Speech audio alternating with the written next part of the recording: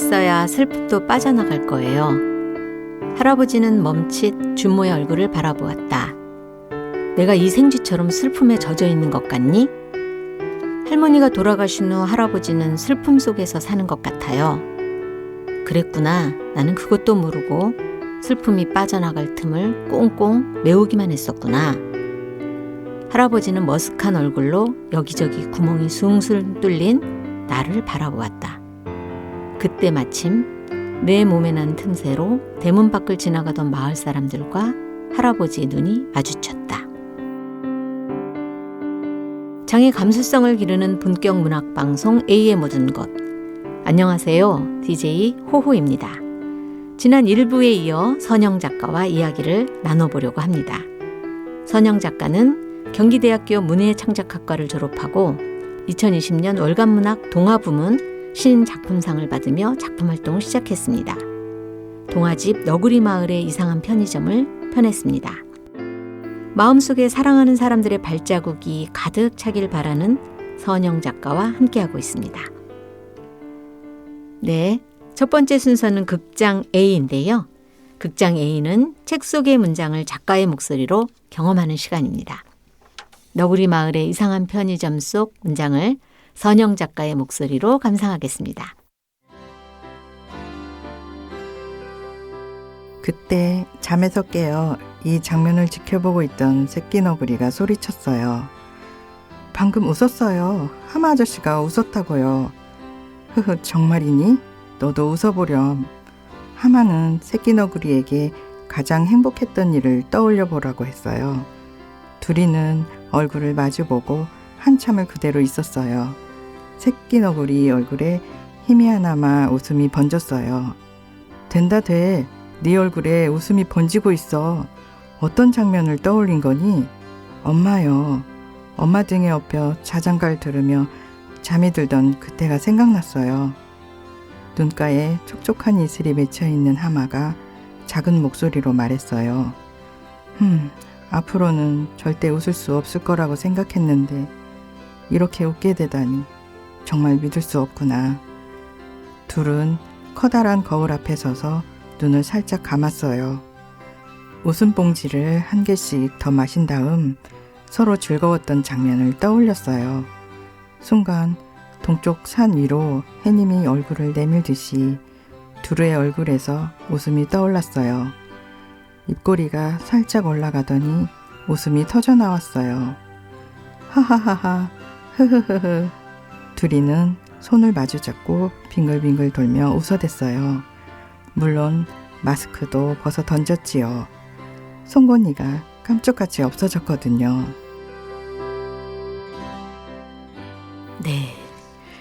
하하하하 흐흐흐흐 웃음이 나오고 마무리가 되는데요. 낭독 잘 들었습니다. 등기님. 이 부분을 특별히 골라 읽은 이유가 궁금하네요. 너구리 마을의 이상한 편의점의 결말 부분을 읽었는데요. 네. 제가 조카에게 가끔 이런 당부를 해요. 하연아, 언제나 행복해야 해. 제가 조카에게 이 말을 하면서 행복감을 놓치지 않기 위해서는 어떤 마음으로 살아야 할까 고민을 많이 했는데요. 결국 하마와 너구리가 마신 웃음봉지에는 그동안 살아오면서 가장 행복했던 순간이 담겨 있다는 걸 말해주고 싶었어요.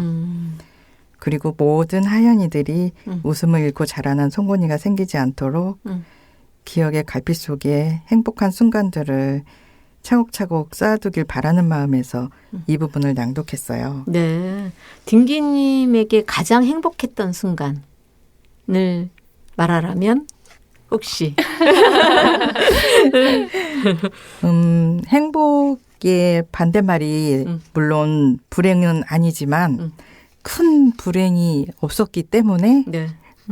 정말 행복해라는 이런 행복감을 느껴본 적은 없었어요.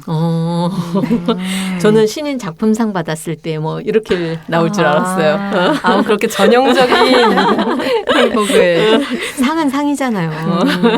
그러네요. 호님 말씀 들어보니까 그 순간도 당연히 행복했겠지만 그런 게 있는 것 같아요. 제 삶에는. 앞에서도 말씀드린 것처럼 그냥 떠서 흘러온 그런 날들이었어요. 그런데 창작 활동을 하면서 다시 거꾸로 어린 시절부터 돌아가 보는 것 같아요. 제가 행복한 삶을 살고 있나 보다는 일단은 자꾸 조카에게 초점이 맞춰주는 이유는 아이들이 행복한 삶을 살 수 있는 그런 세상이 되었으면 하는 바람 때문인 것 같아요.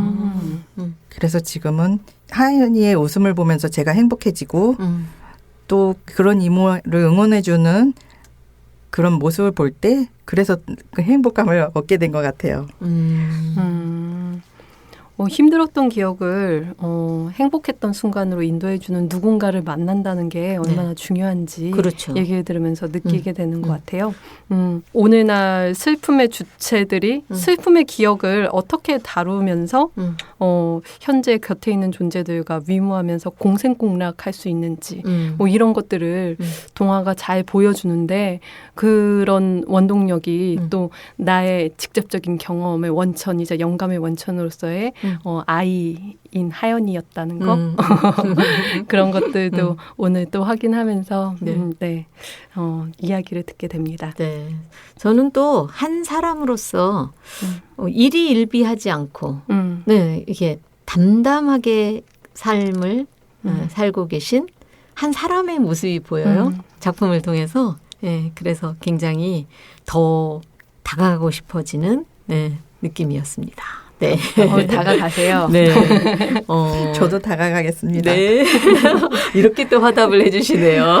동화에서처럼 우리가 되게 슬픔과 기쁨을 함께 나누면서 만들어지는 감정의 공동체 안에서 살고 있잖아요. 네네. 그래서 같은 경험에 있는 사람들을 발견해서 상호적인 감정을 나누는 것이 이 세상을 건강하게 존속시키는 큰 동력이라는 걸 동화가 잘 보여주고 있는데 그래서 우리들도 함께 다가가면서 감정의 공동체를 잘 이뤘으면 좋겠다 하는 말씀을 드립니다. 네. 다른 작품도 이야기해 볼까요? 작품 토다미의 틈이 있는데 담장이 주인공인 독특한 작품이에요. 바람이 지나갈 길을 만들어야 한다라는 말이 굉장히 여운이 남는데요. 담장의 시선에서 이야기를 시작한 이유가 있겠죠? 네, 말씀드리자면 작품에 자기 이야기가 스며드는 것도 자연스러운데 제 작품에서는 이 토담의 틈에서 그나마 조금 제 얘기를 하고 있는 것 같아요. 토담은 아니었지만은 초등학교 때 시골에서 벽돌담이 있는 집에서 외할머님하고 살았거든요. 그때 지금은 좀 많이 장애인을 바라보는 사회상이 많이 달라졌지만 그때는 간간히 학교에서 놀림을 받았었죠. 그런 날에 왜 그랬는지 모르겠는데 벽돌담에다가 사다리를 놓고 올라가가지고 좀 어두컴컴해질 때까지 담장 밖을 바라볼 때가 있었거든요. 아, 저도 그런 경험 있어요. 장독대가 되게 높았거든요. 거기 올라가서. 네, 정말 비슷한데요. 거기에 장독대도 있습니다. 속상한 마음이니까 담에 좀 바짝 붙어서 친구들하고는 다시는 어울리지 않을 테야. 그렇지. 이런 식으로 혼잣말도 중얼거리고 그랬었는데 그때 풍경도 좀 많이 남아 있어요.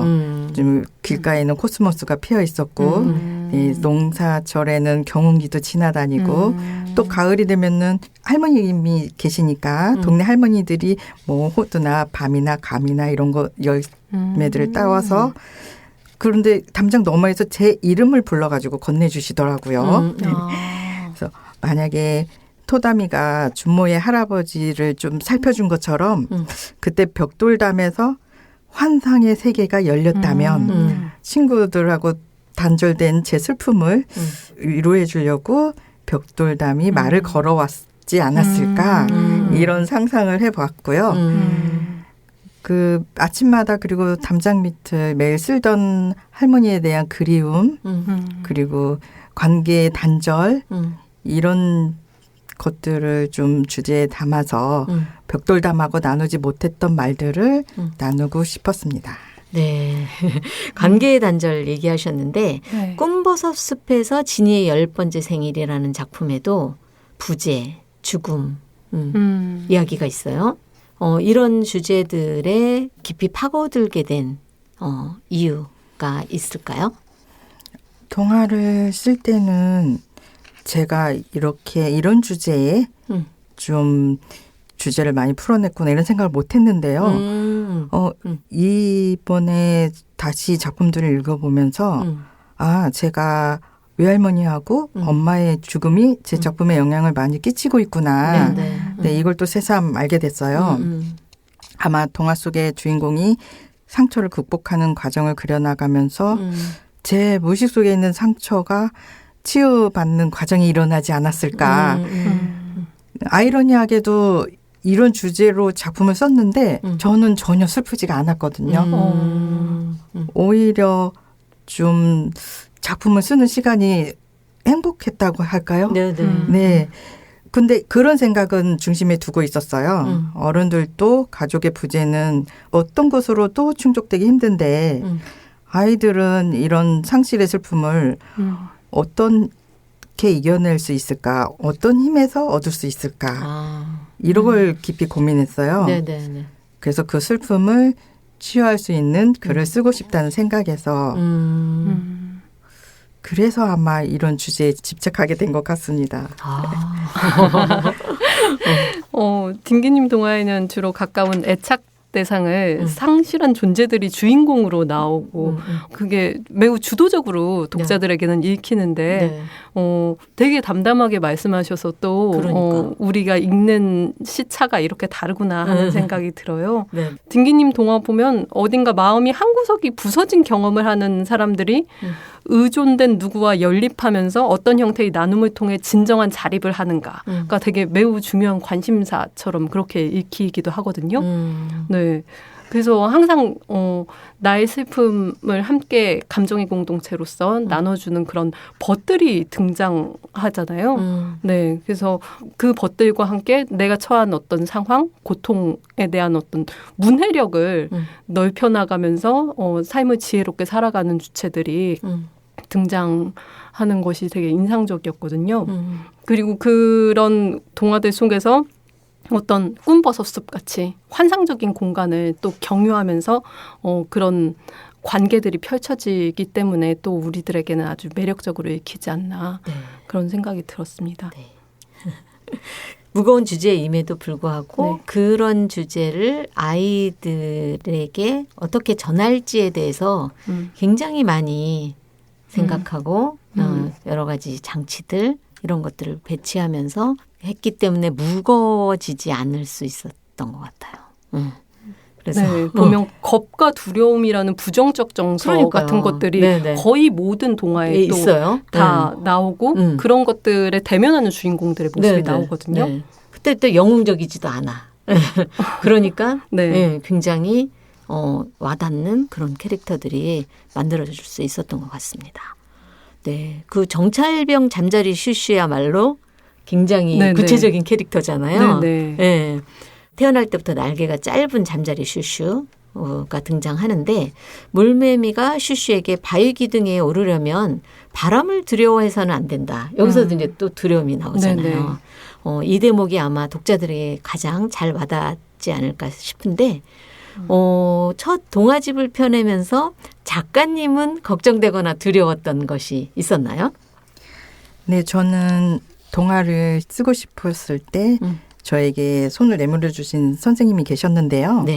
초등학교 교사로 한평생 아이들하고 함께 하신 박성배 작가님이 계셨어요. 네, 그 박성배 작가님께 지도를 받으면서 본격적으로 동화를 쓰기 시작했는데요. 그 선생님께서 강조하셨던 그 말씀이 있는데 제가 읽어드려도 될까요? 네, 모든 문학 작품은 상상에서 출발하며 그 상상은 바로 무의식의 세계에서 나오기 때문에 무의식 세계를 풍부하게 가꾸려면 남다른 관찰력을 지녀야 한다. 이런 말씀과 관찰로 시작되는 상상의 세계를 즐기는 기쁨을 얻게 해 주었어요. 그래서 아이처럼 판타지의 숲을 신나게 뛰논다는 마음으로 작품들을 썼었어요.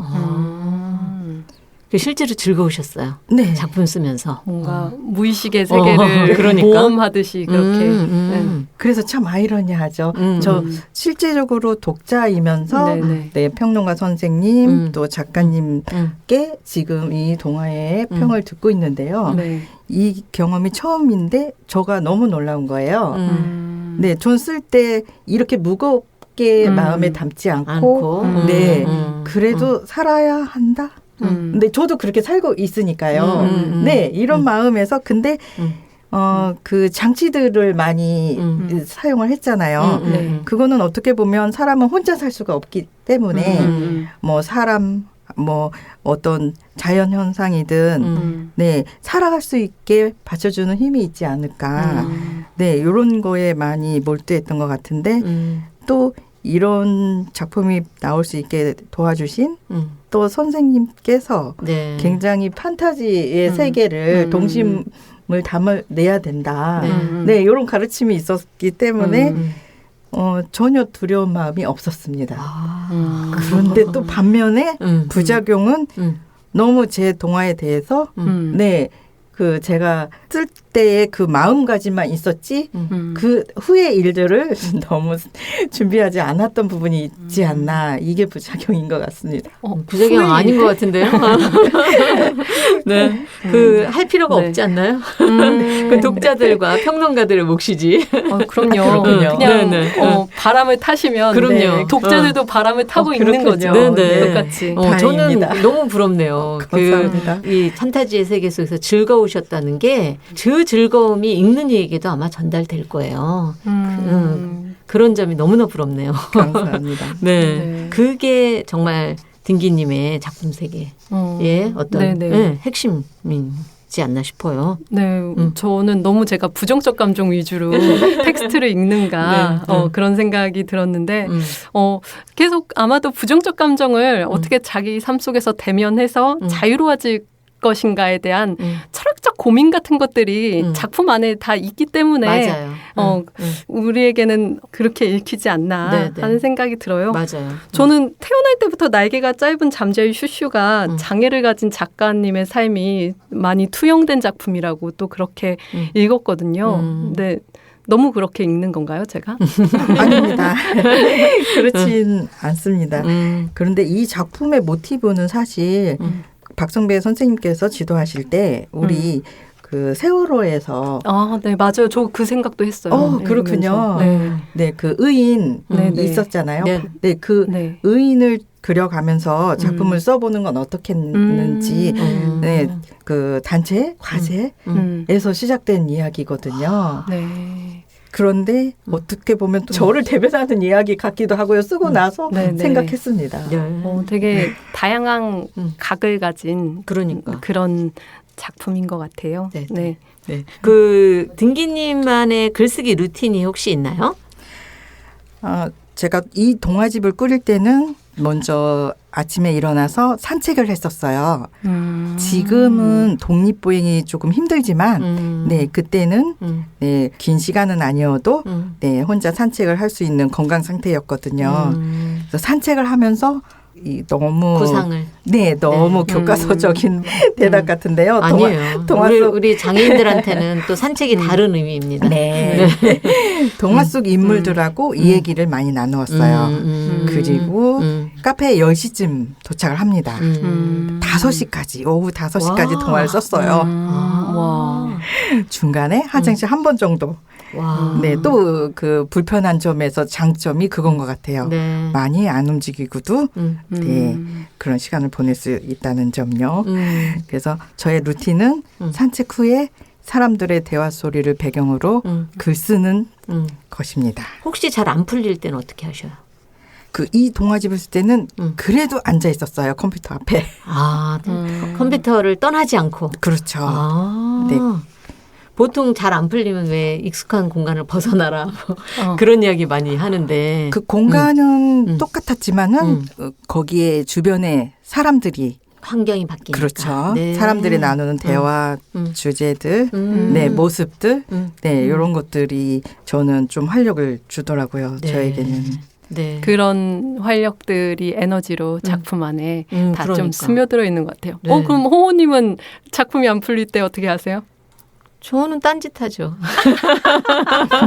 괜히 이 사람 저 사람한테 전화하고 그래요? 그 하소연하고 저한테 왜 전화 안 하세요? 아니 글하고 전혀 관련 없는 사람들. 그리고 마치 그들을 내가 챙기고 있는 것처럼 위장하고. 네. 또 흑역사를 또 보여드렸네요. 네. 아니 저는 자요. 네. 자연스럽게 후속작에 대해서도 그 이야기 듣고 싶어요. 어떤 작품 계획하고 계신지요? 지금은 시를 쓰고 있어요. 와. 네. 원래 시를 또 쓰셨대요. 네. 처음에 시를 쓰다가 내가 이야기 구상이 너무 힘이 부족한가 해서 사실은 동화로 갈아타기. 그렇죠. 했었는데 문제는 그게 아니더라고요. 결국은 어떤 장르든 제 안에 저를 잘 들여다볼 수 있어야 되더라고요. 그래서 동화를 쓸 때는 조카를 통해서 유년기를 저를 둘러봤었고 현재 제가 집중하고 있는 키워드는 카르페 디엠이에요. 그 영화 죽은 시인의 사회에서 키팅 선생님이 자주 이 말을 외쳐서 더욱 유명해진 용어지만은 시를 쓰면서 현재의 나를 찾고 싶다. 동화에서는 유년의 나를 둘러보았기 때문에 그래서 떠다니는 딩기가 아닌 이제는 내가 좋아하는 것들을 꾸리고 또 내가 도착하고 싶은 목적지를 향해서 돌진하는 딩기가 되고 싶은 그런 현재를 살아야겠다는 변화가 생겼고요. 또 신비롭게 A의 모든 것에 초대되었잖아요. 근데 이 초대되면서 많은 생각을 했는데요. 호은님의 책도 읽었고요. 그래서 요즘은 인권에 대해서 많은 생각을 하고 있어요. 차별과 편견이 사라지는 사회 그런 걸 꿈꾸고 또 저 또한 펜에 힘을 실어서 어떤 행동을 하고 싶다. 이런 욕망이 생겼다고 해야 될까요? 와. 야심이 대단하십니다. 그러니까요. 돌진, 그 다음에 인권. 두 가지 키워드. 시. 시. 시 이 작품도 굉장히 기대되고요. 또 다른 여러 가지 활동들을 앞으로 하게 되시지 않을까. 막 이렇게 그림이 그려지네요. 가장 감사합니다. 어찌 보면 왕성할 지금 시기이잖아요.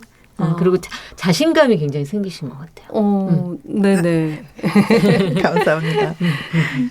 진짜 동화 작품 읽으면서 제가 느낀 게 되게 두려움과 겁이라는 용어가 지속적으로 등장을 하는데 그런 자기 감정에 갇혀있는 세계에서 한 걸음 밖으로 디디는 순간들을 되게 극적으로 동화가 또 잘 보여주고 있다는 생각이 들더라고요. 그래서 세계를 좀 다른 프레임으로 보기를 결심하는 그 마음먹음의 순간 그리고 이런 걸 나는 이제 인권에 대해서 해보겠다 하는 그런 순간들을 이렇게 이야기하실 수 있는 것은 그래도 주변에 그 경험들을 함께 해주고 같은 감정들을 나누는 그런 사람들 때문이 아닌가. 그래서 지금 스튜디오 밖에 있는 가족들을 포함해서 그런 마음먹음의 순간들을 되게 환상적이면서도 개연적으로 만드는 것은 나의 감정 같은 것들에 의미 부여를 해주고 함께 해줄 수 있는 그런 세상의 벗들 때문이라는 생각이 들고 그 벗들이 이 동화에는 아주 잘 나타나 있다고 생각이 들거든요. 그래서 시를 쓰시든 동화를 쓰시든 뭐 에세이를 쓰시든 간에 이 세상의 모든 벗들에 힘차고 희망적인 연대의 생태 같은 것들을 어디서든 잘 보여주시지 않을까 하고 좀 기대를 합니다. 딩기님 앞으로도 기대하겠습니다. 감사합니다.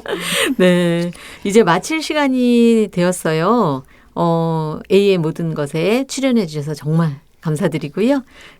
끝으로 A의 모든 것에 출연한 소감 또 끝인사 부탁드릴게요. 사실 A의 모든 것에 출연 제의를 받았을 때는 굉장히 긴장이 되었어요. 제가 그렇게 활동적인 사람은 아니었거든요. 뭐 작품으로 말하는 거죠. 그렇군요. 그래서 저를 돌아보면서 더 모험적인 항해를 시작하고 싶다. 네, 이런 의지가 생겼고요. 네. 또 좋은 기회가 온다면 A의 모든 것에 진정한 나를 찾은 한 사람으로서 시집을 들고 다시 찾아뵙고 싶습니다. 야심이. 네네. 정말 다음번에는 시인으로서 만나뵐 수 있기를 바라겠습니다. 네. 네, 감사합니다. 감사합니다. A의 모든 것에 초대해 주셔서 감사드립니다. 네, 안녕히 가세요. 안녕히 가세요. 저는 슈슈의 바유타법이라는 말이 신기해서 포털에서 찾아봤었거든요. 네네. 어학사전에서. 그래서 요가서나 자기수행법 책 같은데 있는 그런 어떤 수행 방식 같잖아요. 맞아. 그래서 딩기님처럼 창작자들이란 이런 새로운 비행법의 이름과 알고 싶은 호흡법의 방식을 고안해내는 사람들이구나. 그런 생각을 하면서 바이오타법처럼 세상을 움직이는 방법이 정말 다양하다는 것. 네. 그리고 세상을 움직이는 방식과 그의 서린 마음의 에너지들을 더 자세히 보는 사람이 함께 되었으면 좋겠다. 그래서 다음에 시도 더 즐겁게 읽을 수 있었으면 좋겠다 하는 생각을 해봅니다. 네, 감사합니다. 감사합니다. 나의 이야기가 바로 너의 이야기 우리의 이야기가 모두의 이야기 한 글자는 너 한 글자는 나 한 문장은 그렇게 우리가 되어 킁킁킁킁 우리의 가슴을 두드릴 이야기 토닥토닥 모두의 마음을 어루만질 이야기 함께 들어볼래요? 마음을 열어 더 넓은 세상으로 마음을 기울여 당신의 세상으로 킁킁 난 너의 문장이야 장애 감수성을 기르는 본격 문학방송 A의 모든 것 네, 이번 순서는 A의 책방입니다. A의 책방은 A의 모든 것 구성 작가인 최지인 작가가 책을 한 권 소개하는 코너입니다. 안녕하세요. A의 모든 것 구성 작가 최지인입니다. 제가 오늘 소개할 책은 박경석이 말하고 정창조가 쓴 출근길 지하철입니다. 이 책은 전국 장애인 차별철폐연대의 지하철 투쟁을 다룹니다. 지하철 투쟁을 중심으로 장애인 권리 투쟁의 역사와 의미를 되짚습니다.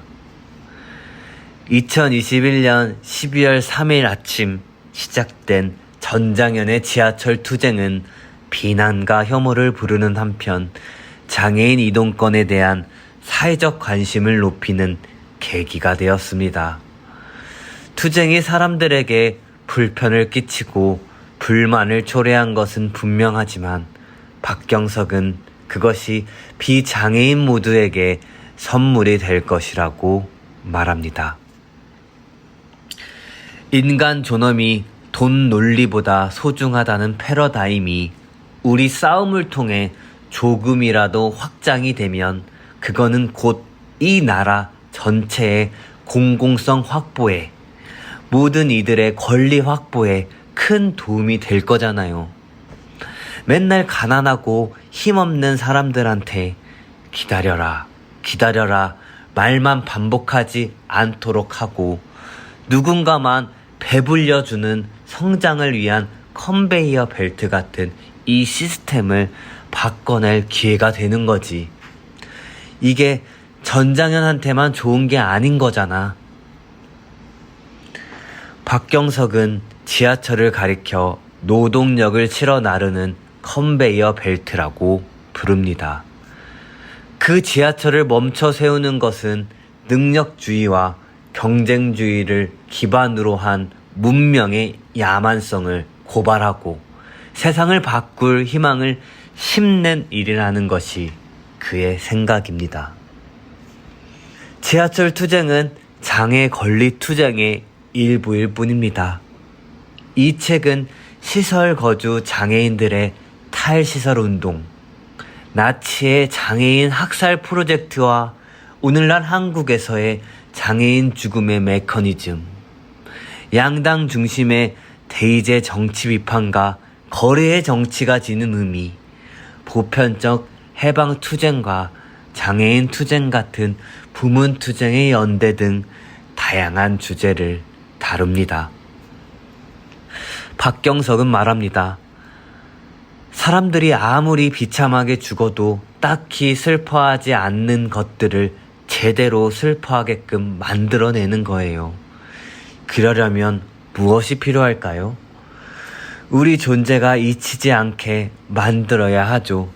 기억하게 만들어야 하죠. 기억하게 만들려면 사회적 관계를 바꿔내야 하는 거고요. 세상을 더 나은 곳으로 이동시키고자 한결같이 애써온 긴 시간에도 불구하고 많은 활동가들의 말들은 출근길 발길을 재촉하는 시민들에게 가닿기에 우리 사회의 속도는 너무나도 빠릅니다. 당신들의 일상을 위해 죄 없는 시민들의 출퇴근을 볼모로 잡지 말라는 한마디를 반박하기 위해 수없이 많은 말이 필요하지만 지하철은 계속해서 달립니다. 잠시 멈춰서서 그 말들에 귀를 기울인다면 왜 아직도 장애인들이 자유롭게 이동하지 못하고 있는지, 중증 장애인의 노동이 비장애인의 노동을 어떻게 바꿔놓을 수 있는지, 중증 장애인이 장애인 거주시설 바깥에서 어떻게 살아갈 수 있으며 그 삶이 비장애인들의 삶과 무슨 상관이 있을지 알게 될 것입니다. 감사합니다. A의 모든 것 구성작가 최지인이었습니다. 네. 저는 이 책에서 그러니께네. 맞아요. 네. 어투가 그대로 네, 살아있죠. 제가 박경석 대표 안지 되게 오래됐는데 그 말투 중에서 가장 특징적인 부분이 잘 살려 있어서 네, 계속 이분하고 만나고 있는 듯한 느낌? 맞아요. 네, 그런 느낌이 들었습니다. 그래서 저는 이 책에서 박경석 씨의 긴 호흡의 대화도 뭐 대단했지만 그 대화를 장애인 모두의 고충으로 절절하게 옮겨 적는 정창조 씨의 그렇죠. 노력도 찬사를 보내고 싶습니다. 네, 네. 그래서 현장에서 박경석 씨의 신체와 언어만이 보여주는 독특한 존재감을 최대한 잘 매개하려고 노력하는 흔적이 네. 많이 보였어요. 네, 네. 우리 사회에서 시위가 있을 때마다 왜 시위를 하고 있는지에 대해서 알려주지 않잖아요. 네. 네, 언론에서 보도할 때. 그리고 시위 때문에 지하철이 15분 지연되었다. 소란함을 중심으로 그렇죠. 보도하죠. 네, 그러면서 대다수 죄 없는 시민들에게 피해를 끼쳤다. 특히 바쁜 출퇴근 시간에 이런 식으로 피해를 주는 존재로만 부각되고 있는데 그리고 지하철 투쟁이라는 선정적인 한 장면으로 그럼요. 압축해가지고 네네.